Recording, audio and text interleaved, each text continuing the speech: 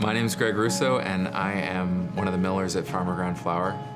I'm a miller, and I run a flour mill, and we've been doing it for about 6 or 7 years now. Farmer Ground Flour is in Trumansburg, New York, which is pretty much in the center of the Finger Lakes region.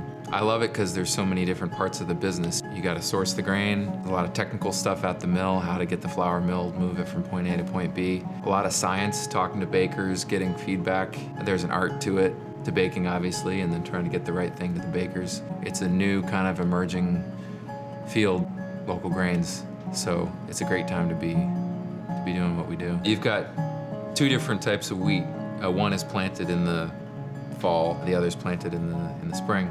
So they have slightly different characteristics. The fields are directly around the mill this year are in spring wheat also. Each grain is harvested once a year, so around harvest time it's pretty busy. We're collecting samples from the different farmers, trying to figure out what they've got in the field or in the bin. And especially with the wheat harvest, we're trying to figure out what blend of winter wheat and spring wheats we want to have. There's actually an aging period after harvest, which is sort of late summer, early fall. The wheat is not at its best the first 2.5 months after harvest.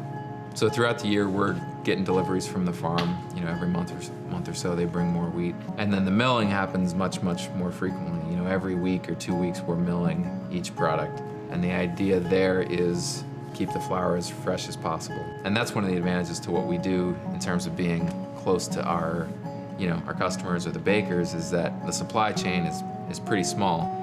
So it can get to the bakery or to the customer within a week or 2. At this point, we're small enough that we can still pull from a pretty small range. One of our partners in the mill, Tor Oshner, he's a farmer, and he's right, 10 miles down the road.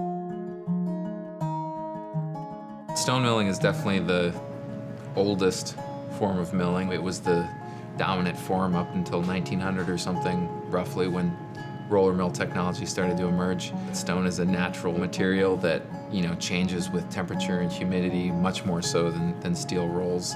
We sharpen the stones on a regular basis by hand with pneumatic tools, so we take apart the 2 stones. They are just big granite stones. That's the craft and art of it, is sharpening the stones, and you can achieve a different effect with the flour. Food grade wheat, bread quality wheat, it's not as simple as growing just for animal feed.